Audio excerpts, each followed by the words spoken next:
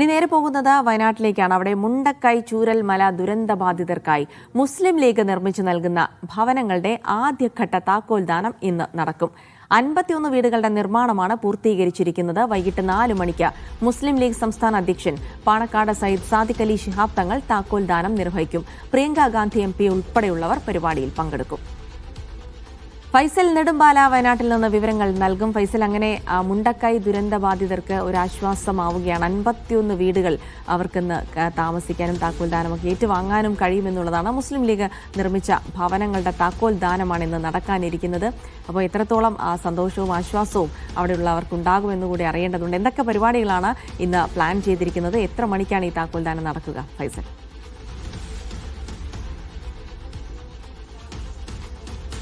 Jilsy, good morning. ഇന്ന് 4 മണിക്കാണ് ഉദ്ഘാടന പരിപാടികൾ നടത്താൻ തീരുമാനിച്ചിരിക്കുന്നത്. 4 മണിയോടുകൂടി തന്നെ പരിപാടി ആരംഭിക്കുന്നത് തന്നെയാണ് നമ്മൾ മനസ്സിലാക്കുന്നത്.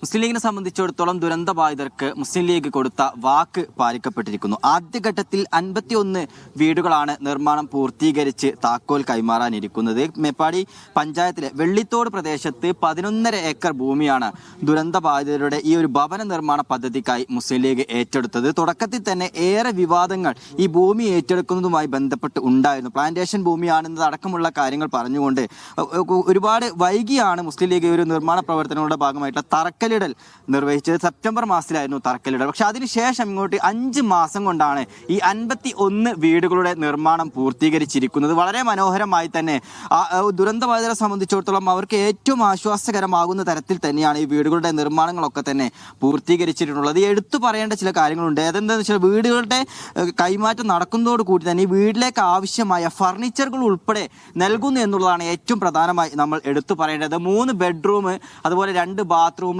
ലിവിങ്, കിച്ചൺ അടക്കമുള്ള സൗകര്യത്തോടു കൂടി തന്നെയാണ് ഈ വീടിന്റെ നിർമ്മാണം പൂർത്തീകരിച്ചിരിക്കുന്നത്. ഇന്ന് വൈകിട്ട് 4 മണിക്ക് ഈ താക്കോൽ കൈമാറ്റം നടത്തുന്നതോടു കൂടി തന്നെ അവർക്ക് ഇവിടെ താമസിക്കാൻ കഴിയുമെന്നുള്ളതാണ് ഏറ്റവും എടുത്തു പറയേണ്ട ഒരു കാര്യം. വാട്ടർ, കറണ്ട് ഉൾപ്പെടെയുള്ള സംവിധാനങ്ങളൊക്കെ തന്നെ ക്രമീകരിച്ചിട്ടുണ്ട്. മനോഹരമായിക്കൊണ്ട് തന്നെ ഒരു പൂന്തോട്ടം ഉൾപ്പെടെ സംവിധാനം ഒരുക്കിക്കൊണ്ട് തന്നെയാണ് ഈ വീടുകളുടെ നിർമ്മാണങ്ങളൊക്കെ തന്നെ പൂർത്തീകരിച്ചത്. ഇന്നലെ ഇവിടെ വീടുകളുടെ ആളുകളൊക്കെ തന്നെ വന്നിരുന്നു. അവരൊക്കെ വലിയ സന്തോഷമാണ് നമ്മോട് പങ്കുവെച്ചത്. വലിയ തരത്തിലുള്ള പ്രവർത്തനങ്ങളാണ് ഈ ഒരു ദുരന്തബാധിത മേഖലയിൽ മുസ്ലിം ലീഗ് നടത്തിയത് എന്നുള്ളത് എല്ലാവർക്കും അറിയാം. ആദ്യഘട്ടത്തിൽ ധനസഹായ വിതരണം, അതുപോലെ ഓട്ടോറിക്ഷ വാഹനങ്ങൾ വാങ്ങിക്കൊടുക്കുന്നത് അടക്കമുള്ള കാര്യങ്ങൾ, വ്യാപാരികൾക്കുള്ള ധനസഹായം ഒക്കെ തന്നെ മുസ്ലിം ലീഗിന്റെ ഭാഗത്ത് നിന്ന് ദുരന്തം നടന്ന ആദ്യ ദിവസങ്ങളിൽ തന്നെ ഉണ്ടായിരുന്നു. അതിനുശേഷമാണ് മുസ്ലിം ലീഗ് ഒരു ഭവന നിർമ്മാണം പ്രഖ്യാപിച്ചത്. ആ ഒരു ഭവന നിർമ്മാണത്തിന്റെ ആദ്യഘട്ടത്തിലുള്ള വീടുകളുടെ നിർമ്മാണം ഇവിടെ പൂർത്തിയായിരിക്കുന്നു. തൊട്ടപ്പുറത്ത് തന്നെയാണ് 2ാം ഘട്ട വീടിന്റെ നിർമ്മാണവും നടക്കുന്നു എന്നുള്ളതാണ്. ആ നിർമ്മാണ പ്രവർത്തനങ്ങൾ ഇപ്പോൾ ആരംഭിച്ചിട്ടുണ്ട്. മെയ് 31-നകം തന്നെ ബാക്കിയുള്ള വീടുകൾ കൂടി നിർമ്മാണം പൂർത്തീകരിച്ചിട്ട് ദുരന്തബാധിതർക്ക് കൈമാറുമെന്നുള്ളത് തന്നെയാണ് മുസ്ലിം ലീഗിന്റെ നേതാക്കൾ അറിയിച്ചിരിക്കുന്നത്. ജിൽസി.